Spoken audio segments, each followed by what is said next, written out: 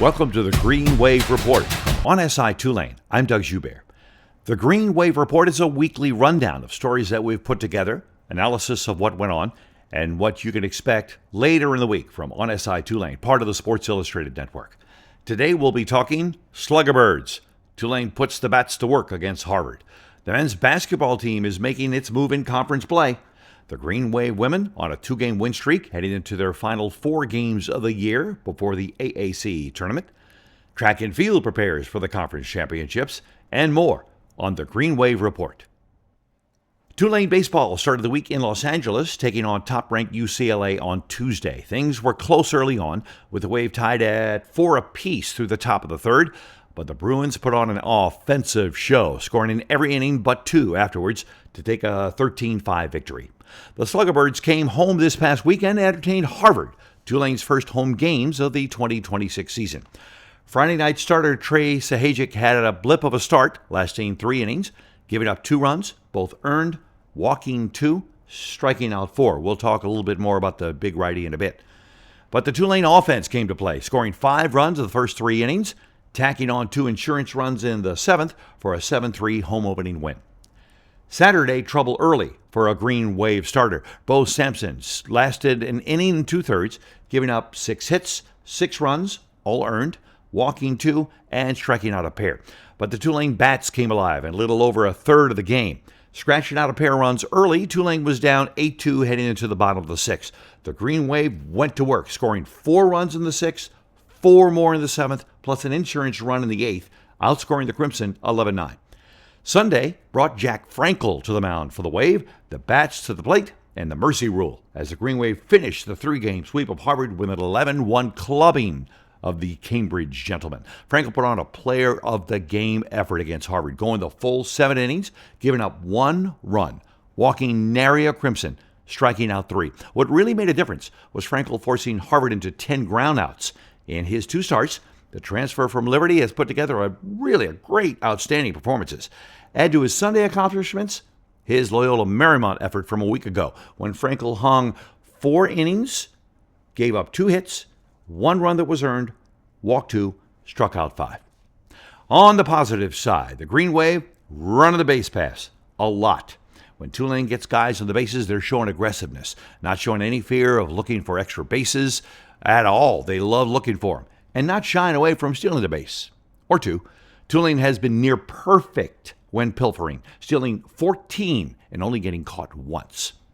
The Wave has shown patience and incredible strike zone presence at the plate. While opponents have struck out 72 times in 7 games, the Green Wave have K'd 44, while putting up 37 free trips to first base via walks or getting hit by pitch 14 times. The Slugger Birds have been earning that moniker so far this season, showing off timely hitting over and over again.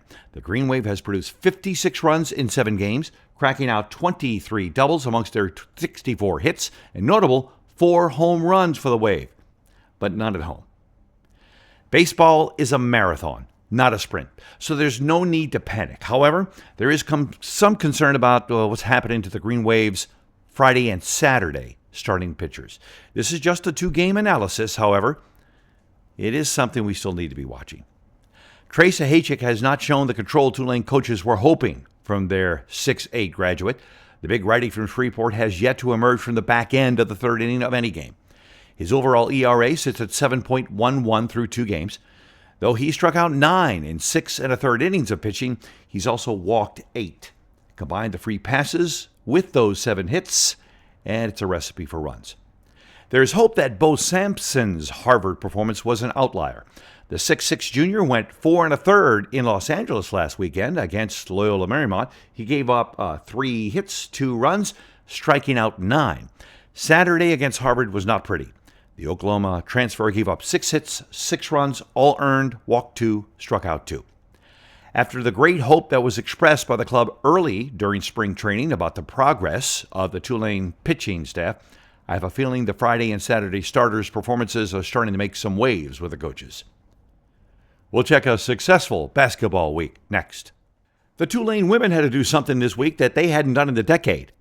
Play the same team, back-to-back, within 3 days, once on the road and once at home. the Green Wave took care of both, as Ashley Langford's troops eked by Memphis at Memphis 63-58 and then crushed the Tigers in Uptown 69-54 in a game that was not as close as the score.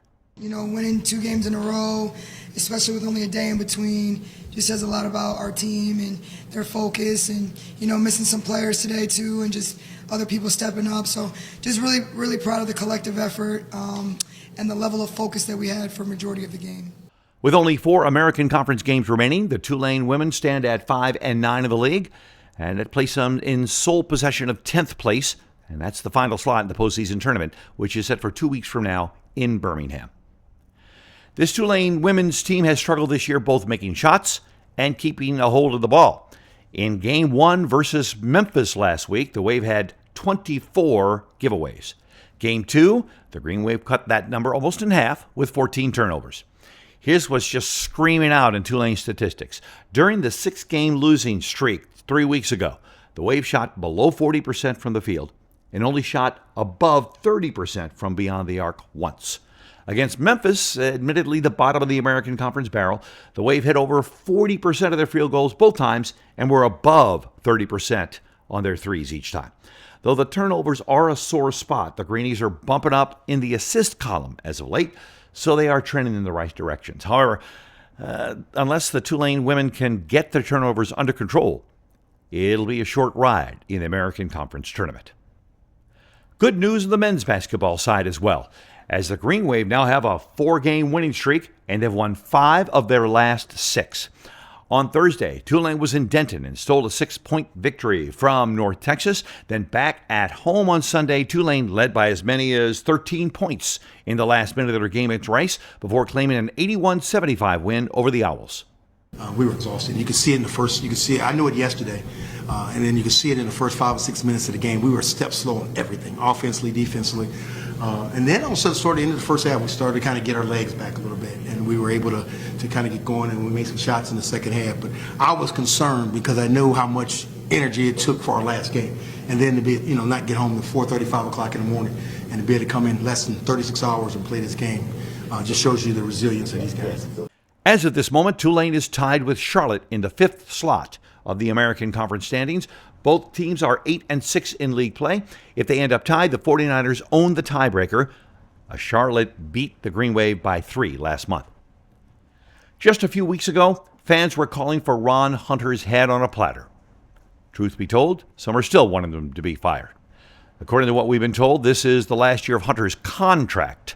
Could this be his last hurrah in Fogelman? That's between Hunter and athletic director David Harris. What we can say is this, that this team is peaking at just the right time. That is what Hunter predicted would happen with this team back in November. Senior guard Asher Woods is second semester Asher, as Hunter called him a month ago. During this 4-game winning streak, Woods is hitting double digits every time. Can the Green Wave men make some noise in the American Conference tournament? Yes. Can they win it all? That will lie slowly on the broad shoulders of their senior guard, Asher Woods.